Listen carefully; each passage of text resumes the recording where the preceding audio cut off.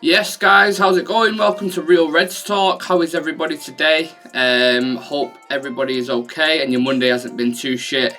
And hopefully today's show can occupy your mind for 20 minutes, 30 minutes or so. And you forget about all the Monday troubles. So, yeah, today's show is all about the rise of Anthony Elanga, as I'm sure you've seen in the title.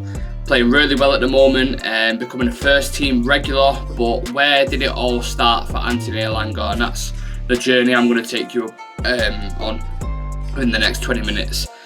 So, born in 2002, raised in Sweden, Elanga is the son of former Cameroon international Joseph Elanga and moved to Manchester with his family in 2013. He was quickly spotted by Manchester United and joined the club's academy, where he was deployed across the forward line during his progression through the youth teams. Now, in the 2018 to 2019 season, Elanga scored 3 goals and provided 5 assists for the under-18 side, and followed up with this with 10 goal involvements the following season. His performances were recognised by the club as he earned the Jimmy Murphy Young Player of the Year award, following in the footsteps, of course, of our very own Marcus Rashford. Elanga's achievements in United youth setup were acknowledged by manager Ole Gunnar Solskjaer, who gave the youngster his first team debut in a pre-season friendly against Aston Villa in 2020, which seems years ago. Having appeared sporadically for the under-23 team during his time with the under-18s, Elanga moved up permanently in the 2021 season and registered 9 goals and 3 assists in 16 Premier League 2 appearances. It was here where Elanga demonstrated his versatility as a forward, and despite being deployed as a left winger in some games and as a striker in others, he maintained his effectiveness in both positions, averaging 0.58 goals per 90 minutes. So you can see the talent was building, and many coaches could see this as well. His success convinced Solskjaer to bring him into the first team towards the business end of United's 2021 Europa League campaign. With Elanga named as a substitute against Granada and Rome, he remained on the bench in both games, but United's congested fixture schedule saw Elanga make his competitive first team debut with a call up to the club's starting 11 for their Premier League loss against Leicester. Despite the defeat, Elanga looked promising during his time on the pitch and attempted 18 pressures, the joint highest in the matchday squad along with my favourite player, Amad Diallo, and completed 2 of his 3 attempted dribbles. His performance made a positive impression, and 12 days later, he started as a centre forward in United's 2-1 victory against Wolves, in which he registered his first competitive goal for the club in the final game of the 2021 Premier League season.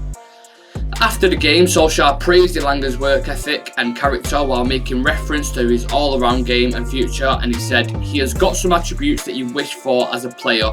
That pace, that directness, he's right-footed, but he's equally good on his left. I have not seen him score headers, so that's a big bonus as well. I'm not sure why that's a big bonus. But yeah, the future is bright for him, I think, and I can trust him to keep his feet on the ground and make the most of his talent." Now, Elanga returned to the under-23s for the early stages of this season and continued his productivity with 4 Premier League 2 goals, in as many games to inspire the youth side to victories against Brighton, Everton, Liverpool and Blackburn. He also made a substitute appearance in United's Carabao Cup loss to West Ham before Ole eventually got the sack. As soon as Rangnick came in, he had a short cameo in the Palace game, coming on as a substitute for Marcus Rashford. Following this, the German then handed the youngster his Champions League debut as he started in United's dead rubber game against Young Boys, which resulted in a 1-1 draw. Although he did not feature in the remainder of the team's matches in 2021, Elanga was given a vote of confidence with regard to his future prospects at Old Trafford, as he signed a contract extension that will keep him at the club until 2026. In a club statement, he described United as the perfect environment to take the next step, with world-class players and coaches to learn from every day. Not sure if I agree with that. I get what he's getting at, but United at the minute is quite a toxic place, so it's one of them. In terms of taking the next step, with the turn of the year, Elanga appears to have taken this as he played in all of United's January fixtures and most of February's fixtures as well.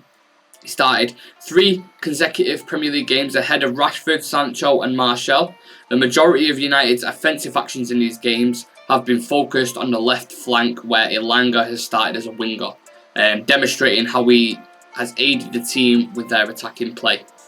Now, Rangnick prefers to utilise a high-energy system with an emphasis on pressurising opposition players, and Elanga appears to fulfil this brief for the manager, having contributed at least 10 pressures in each of his starts this month.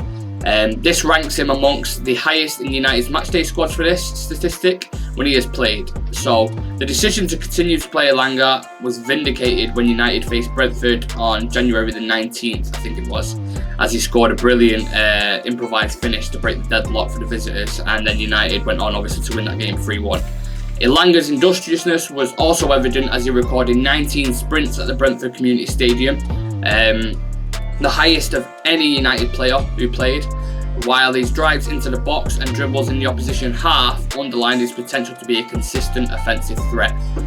His contributions drew praise from Rangnick, who said after the game that he'd been outstanding in the second half and put in a lot of work against the ball.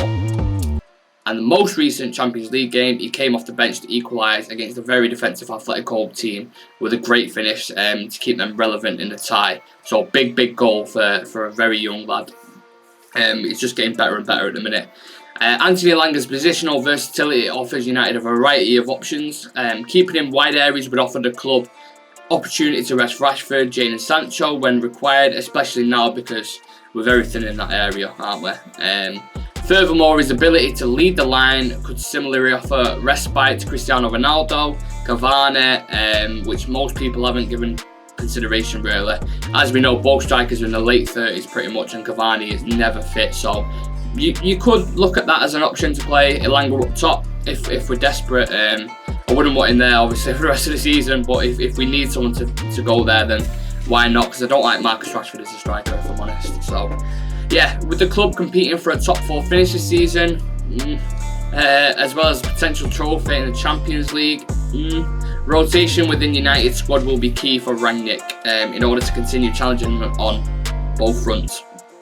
Still just 19, Elanga's performances for Manchester, I thought he was 18, but apparently he's 19. Elanga's performances for Manchester United over the course of this short career has facilitated his rise to prominence. If he continues to seize the opportunity placed in front of him and is able to maintain or improve his current form, 2022 could be a very productive breakout year for the youngster, which I completely agree with, and I hope you lot agree with, because I think he's looked really good since he's come in. Right mentality, work ethic, talent, consistency, these are the 4 pillars a player needs to succeed at a big club like Manchester United. You don't have one of them, then it won't take you all the way.